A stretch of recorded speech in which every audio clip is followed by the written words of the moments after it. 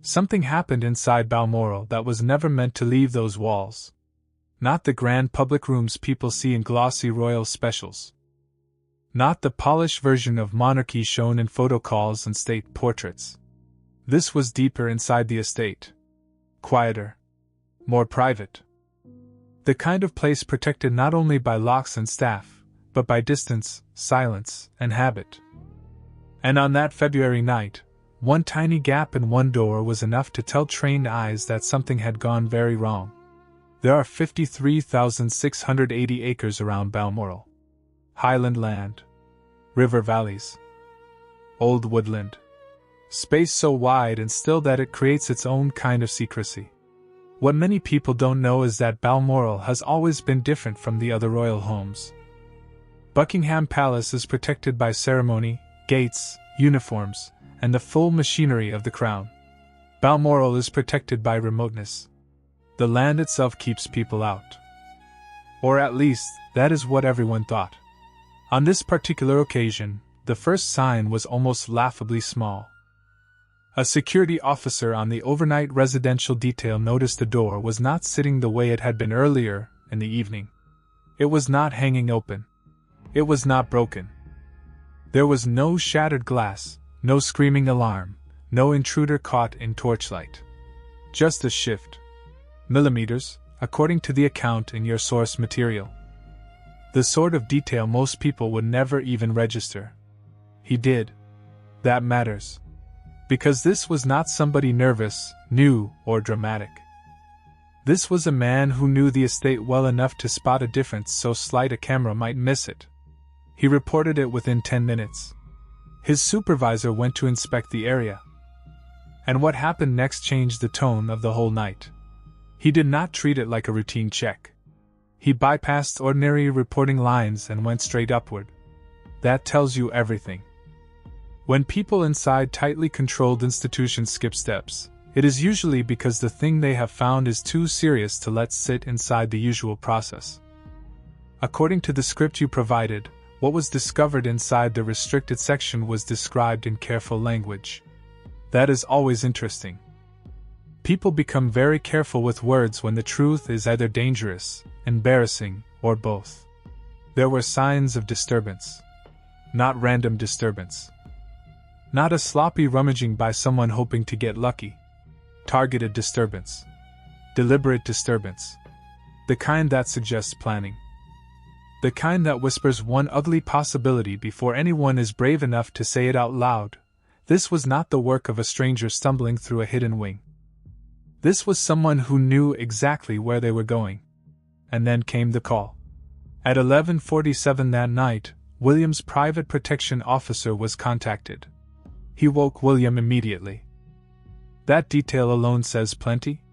Royal households do not wake senior figures in the middle of the night over a minor procedural issue. The script says William asked 4 questions, received 4 answers, and then asked the one question his officer had been expecting all along. Was it the section he was thinking of? It was. And in that pause after the answer, the whole story turned from a security scare into something far darker. Because once William understood which part of Balmoral had been breached, the problem was no longer just that somebody got in. The real problem was that somebody knew what was there. Let's talk about what really makes that terrifying. Balmoral was supposed to be the family's refuge. The place where public performance ended and private life began. The place where generations of royals carried grief, secrets, feuds, reconciliations, and private conversations far away from official London. If a person could breach the most private part of the most private estate in the monarchy, then the threat was no longer outside the system looking in. The threat was inside. And once that idea enters a room, nobody breathes the same way again. The script keeps returning to one chilling idea. The person behind this did not need luck. They needed knowledge. That is a very different kind of danger. Luck can fail. Knowledge can be shared. Knowledge can be sold. Knowledge can sit quietly inside a trusted person for years before it is finally used.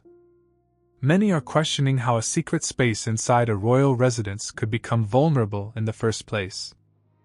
But maybe the better question is this: How many people already knew there was something in Balmoral worth the risk? Because people do not gamble everything for nothing. The tone of the original material makes clear that this was not treated as a burglary. It was treated as a breach with institutional consequences. The estate was locked down. Reporting channels tightened. Movement narrowed. Communications were scrutinized. That is not how organizations behave when they think they are dealing with random intrusion. That is how they behave when they believe the compromise may continue unless they move fast. There is another detail that hangs in the air. The officer noticed the door had changed position from a patrol 3 hours earlier. 3 hours. That is a narrow window. It suggests timing. It suggests confidence. It suggests someone believed they had enough control to enter, search, and leave before anyone noticed. But someone noticed. And the whole thing may have come apart because one professional did not dismiss a millimeter. That is the sort of detail people remember for years inside private institutions. Not the grand speeches. Not the formal memos.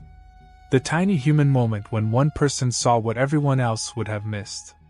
Still, even that was only the surface. Because the more the security response unfolded, the clearer it became that the door was not the real story. The real story was the place behind it. A restricted private wing. A section not publicly documented in the neat, digestible way royal buildings are usually described. A section said to contain materials sensitive enough that they had been kept outside the ordinary archive systems altogether. That changes everything. Now the mystery becomes painfully simple.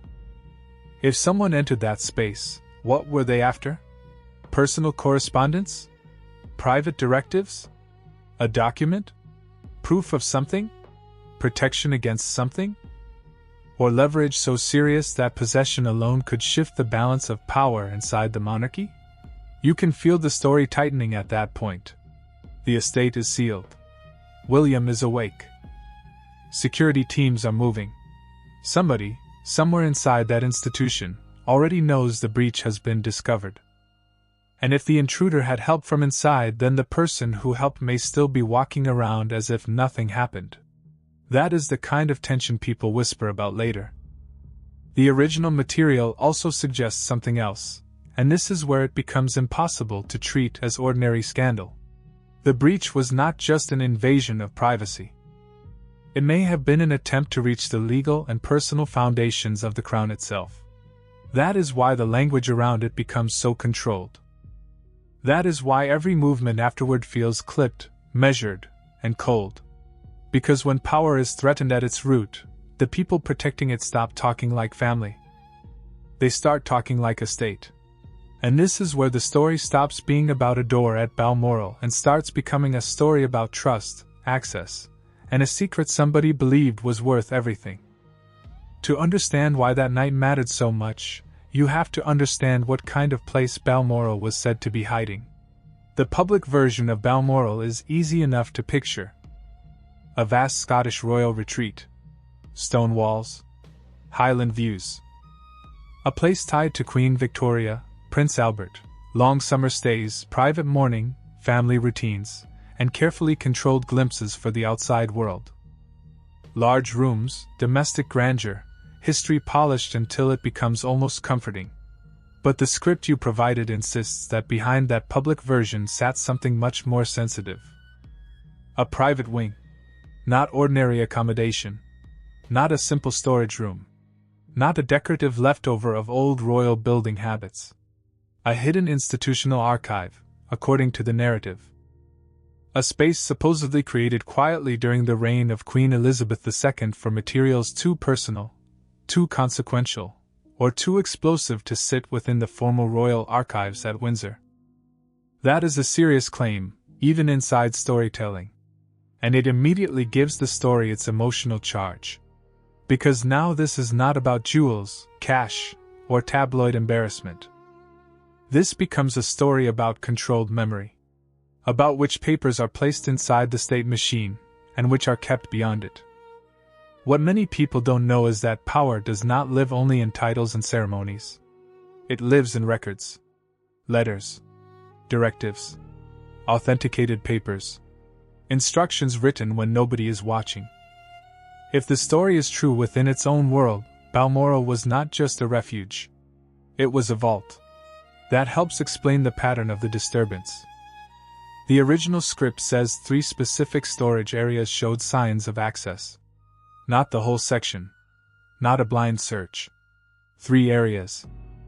The first reportedly held personal correspondence between Queen Elizabeth and a small group of central figures involved in the monarchy's management during critical periods. That alone is enough to make any palace operator nervous. Personal correspondence can contain opinion, warning, instruction, doubt, resentment, or private strategy never meant to pass through official hands. The second area held what the script called sealed personal directives. Again, that phrase does heavy lifting. Directives are not casual papers. They imply intention. They imply planning. They imply somebody wanted certain things known only under certain circumstances. And then there was the third area. The third area is where the story begins to glow with danger. The original script treats it like the heart of the whole matter. Not just another folder, not merely another set of papers, but something so sensitive it had never been formally logged in the palace archive system at all. That means the issue was not just secrecy from the public. It was secrecy from the institution itself, or at least from many layers of it. That tells you a lot about the imagined logic of Queen Elizabeth in this narrative. She did not want some things accessible through process.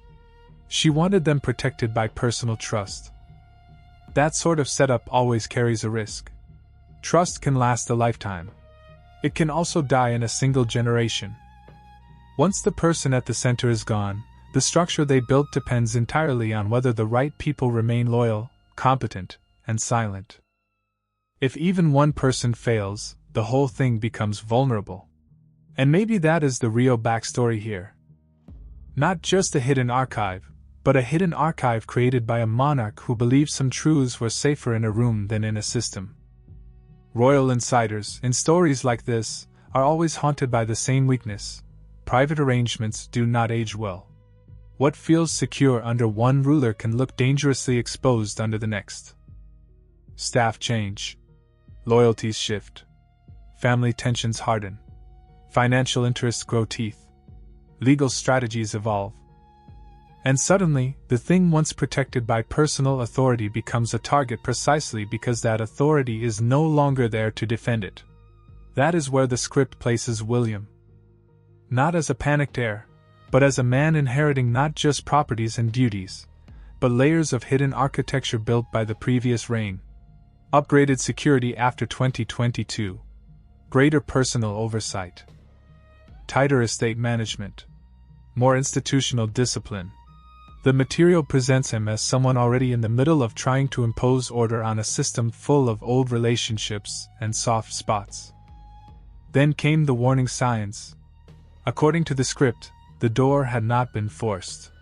There was no evidence of crude tampering with the broader electronic systems. That narrows possibilities fast. If nobody smashed anything and nobody hacked anything obvious, then access likely came through familiarity. Direct prior access, or detailed instruction from someone who had it. That is the moment when suspicion stops floating and starts landing on actual people. And once investigators began cross-checking estate access records for the previous 6 months, a pattern began to emerge. 3 individuals with documented access to the restricted corridor. 3 people already close enough to the secret space to matter. And according to the source narrative, communications records linked one of them to an outside legal entity with interests tied to royal assets and to other threads already surrounding Princess Anne's court proceedings. That is where the story becomes classic gossip documentary material. Because nothing ever collapses from one scandal alone. Not really. The juicy part is always the overlap. One legal fight bleeding into another. One audit touching a communications review. One breach suddenly connected to offshore interests, missing archive material, inheritance anxiety, and competing networks of influence. This is why these stories grip people. They are never just about one bad act. They are about systems discovering that their problems know each other. The timeline matters too. The final communication allegedly took place 36 hours before the breach. That is so specific it almost feels like a clock ticking in the background of the whole story. 36 hours is enough time to brief, prepare, travel, wait, and strike. Too close to be brushed aside. Too neat to ignore. Then came the biggest shift of all. The person identified was not a stranger. Not some faceless infiltrator. Not a wild outsider who slipped through a crack in the palace machine. The script says it was someone whose presence inside Balmoral's inner world had once seemed entirely unremarkable. That is always the part that lands hardest. Not the idea that enemies exist. The idea that they were already invited in. And once that possibility settles in, every old conversation starts to look different. Every access list becomes a confession waiting to happen. Every trusted face becomes a question. By now, the pattern is clear. A hidden archive. Selective access. A breach that looked informed, not random. Communications with outside interests. A timeline too precise to dismiss. And a name on a desk that made the whole thing feel personal. So the backstory is not really background at all. It is motive. It is architecture. It is years of secrecy meeting one night of exposure. And the worst part is this: when a system built on private trust begins to crack, it does not crack neatly. It cracks everywhere at once. The lockdown order came at 2:17 in the morning on February 20th, 2026. That detail matters because it tells you this was not some sleepy estate response drifting into daylight. It was fast, deliberate, and already shaped by a mind that had decided hesitation was more dangerous than disruption. On this particular occasion, William is presented in the script as coldly efficient. Not theatrical. Not shouting. Not flailing. Just moving. That can be more frightening than rage. Because rage burns hot and wastes energy. Control changes outcomes. The first part of the lockdown was physical. Non-essential access to Balmoral's residential and restricted areas was suspended immediately. Staff without direct need for entry were reassigned away from sensitive spaces. The small cluster of people with corridor access came under supervised movement protocol. Not arrested. Not publicly accused. Just quietly contained. That is a very royal kind of crisis response. No loud scene. No spectacle. No visible humiliation. Just doors closing around people before they fully understand why. Imagine the atmosphere. Early hours. Phones buzzing.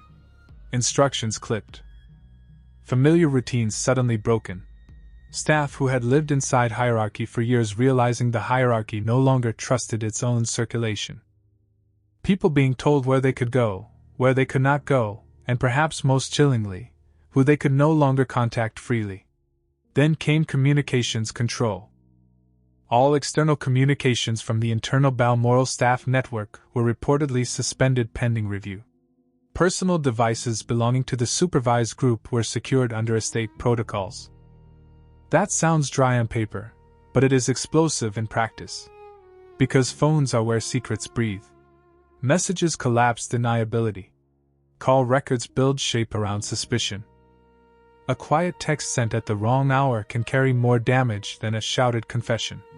And according to the story, those devices widened the investigation rather than narrowing it. That is the moment the crisis stops being about a single night. It becomes planning. Duration. Coordination. Who knew what and when? Who passed details? Who asked the right questions without ever seeming too curious? Who understood the layout of a hidden corridor, the existence of a protected door, and the importance of the areas behind it? The third part of the lockdown sent shock waves far beyond Balmoral itself. William reportedly notified the keeper of the privy purse and the palace head of legal affairs that all estate access authorizations were under comprehensive review. All credentials suspended. All of them. No exception. That is not a polite administrative change. That is a power move. Because access inside royal systems is not just practical. It is symbolic. It tells you who matters, who is trusted, who belongs, and whose presence is treated as almost permanent. To revoke all of it at once is to send a blunt message into the bloodstream of the institution. Nothing old will protect you now. In stories like this, the most brutal blows are often delivered in perfect administrative language. And then William made the call that shifted the crisis into something even bigger. He called Princess, and directly. Not his father. Not the communications operation. Not some buffer in between. And the call lasted 11 minutes, according to the script.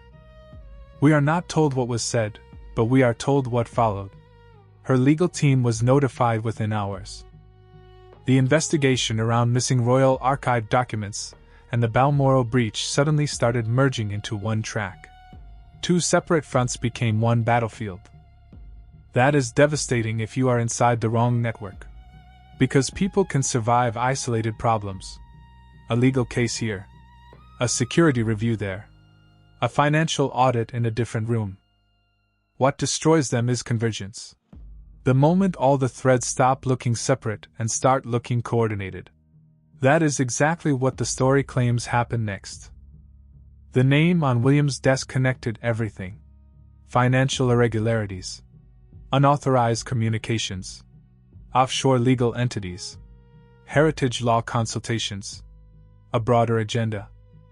Not a single rogue act, but a network that had been taking shape longer than the palace understood. Then came the confrontation. A formal meeting request was sent through official internal channels. That detail is delicious in a cold way because everybody inside a palace would understand what it meant. This was not a family chat. Not a corridor word. Not something that could later be softened, denied, or half remembered. It was documented. Structured. Institutional. The meeting took place in William's private study at Windsor on February 22nd, 3 days after the breach. Just enough time for the review to gather weight. Not enough time for the suspected person to grasp how much had already been uncovered. Accounts in the script describe William laying out the evidence piece by piece. Communications links. Access history. Specific areas disturbed inside the restricted section. No shouting. No emotional indulgence. Just fact after fact. A sequence so clinical it left no easy space for denial. That is how you corner someone powerful. Not with drama. With paperwork. And then came the disclosure that blew the story open. The individual did not deny involvement. Instead, according to the script, they revealed they had not acted alone. Others remained inside the palace with full access and full trust. The planning went back further than investigators had yet established. At least one person still operating close to the monarchy's inner circle represented a vulnerability the lockdown had not yet touched. That is the kind of moment that changes the temperature of a whole institution. Because now the breach is no longer the worst thing that happened. The worst thing is that the breach may have failed, yet the network behind it may still be breathing inside the system. The crisis, then, is not just the act. It is the realization that the act was evidence of something ongoing. A hidden room can be resealed. A credential can be revoked. A phone can be seized. But what do you do with human beings who still smile, still attend, still advise, still carry trust like a passkey? That is what makes this part of the story feel genuinely unnerving. Not the image of an intruder in the dark. The image of trusted people in daylight. William's final move in this chapter is described only in fragments. He ended the meeting, walked to a secure telephone, and made a call that changed the investigation entirely. The script refuses to say more at that stage, which is clever. It leaves the reader sitting in that silence, wondering what could possibly be big enough to outrank a lockdown, a confrontation, and the exposure of an insider network. The answer, of course, lies in what the intruders were supposedly trying to reach. And that is where the crisis becomes something else entirely. Not just a palace scandal. A succession threat. Everything in the story turns on the same question. What was stored in that third area inside Balmoral's restricted wing? The script gives its answer in stages, which is smart, because the reveal needs room. First, it tells us the item was not just sensitive but structurally important. Then it says its significance exceeded any single legal dispute or property issue. Then it says the absence or presence of this material could change who had standing to challenge succession arrangements. By the time the full explanation arrives, the story has already done its work. The reader understands this is not about curiosity. It is about constitutional leverage. According to the narrative, in the final years of her reign, Queen Elizabeth II commissioned something called a sovereign instrument of succession clarification. Not a will. Not an ordinary sealed directive. Not a routine trust arrangement. Something older in form, heavier in authority, and designed to settle a specific ambiguity in the line of succession. Inside the world of the script, that is the bombshell. Because if such a document existed, and if it had been properly authenticated, then it would not merely express a private wish. It would function as a decisive legal barrier against any later attempt to exploit uncertainty around succession. That means the people behind the breach were not trying to steal history. They were trying to remove an obstacle. They were trying to make ambiguity useful. And that is a very different kind of crime. It also explains why the third storage area mattered more than the others. Personal correspondence can embarrass. Directives can complicate. But a document that closes off a constitutional challenge? That can destroy an entire strategy. If a network had spent months or years building towards some form of succession pressure, then that document was not just paper. It was the wall. That is why the story says the network knew it was there. They knew what it meant. And they knew that if it remained secure, their route forward collapsed. Remove it, and ambiguity survives. Leave it in place, and the challenge dies before it begins. What many people don't know is that the most valuable documents are often the least visible ones. Not the grand sign things shown in museums. The hidden ones? The ones that matter only if someone tries something bold. The ones that spend years seeming irrelevant until suddenly they are the only things anyone cares about. The script says William's security team confirmed on March 1st that the instrument had not been removed. The breach had been interrupted, either by the officer noticing the door or by the operation failing before the third area was fully accessed. In other words, the network got close, but not close enough. That is a huge turning point. Because it means the monarchy, in the logic of this story, narrowly avoided not just scandal but constitutional crisis. The document remained intact, authenticated, protected, and immediately placed under a redesigned security framework William personally oversaw within 72 hours. The network failed. But the story does not end in triumph. It ends in vigilance.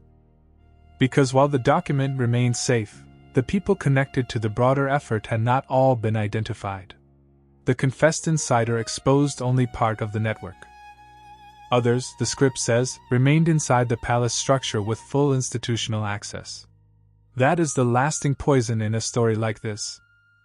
The danger is not gone simply because the central object survived. The danger is mobile. It shifts shape.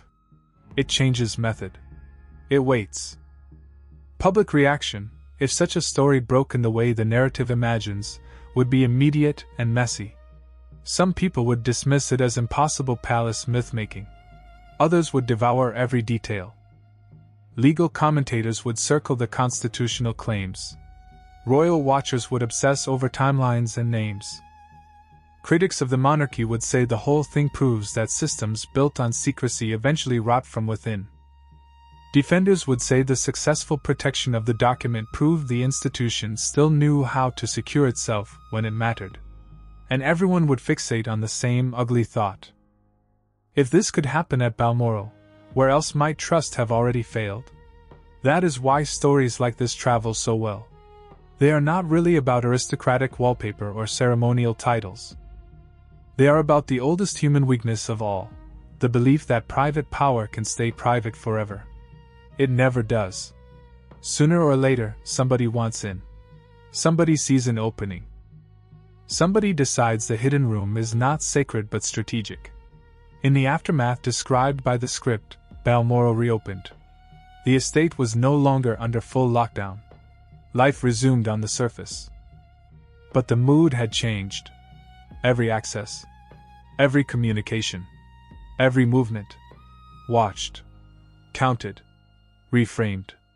That is the true aftershock of institutional betrayal. Even when the doors reopen, innocence does not. People still move through the same corridors. They just do not trust the corridors anymore. There is also something deeply human in the way the story frames William. Not loud, not emotional, not impulsive. Just relentlessly controlled. Whether one sees that as strength, performance, or self-protection probably depends on how one reads royal life in general. But in this version of events, control is his answer to inheritance. He has inherited secrets, risk, old loyalties, private archives, silent resentments, and a machine that smiles in public while managing fear in private. That is a lot for any one person. And maybe that is the quiet point beneath all the drama. These stories provide insight into how institutions survive, not by being free of weakness, but by discovering weakness before it reaches the crown itself. Sometimes the difference between stability and chaos is not a grand speech or a legal masterstroke. Sometimes it is one officer noticing a door, one supervisor refusing to wait, one call made at 11:47, one question asked in the dark, one document still sitting where it was left. So yes, the breach failed. But that is not the whole truth. The fuller truth is that the breach revealed how close failure had come. It revealed that secrets placed beyond formal systems can become magnets for the very danger they were meant to avoid. It revealed that private trust, once fractured, becomes its own evidence. And it revealed that inside powerful families, the deepest threats are rarely the ones shouting from outside the gates. They are the ones already holding the map. In the end, this story is not really about Balmoral alone. It is about what happens when memory, law, loyalty, and ambition collide in a place built to keep them apart. And once that collision happens, nobody inside the institution gets to pretend they are only living in a family home ever again.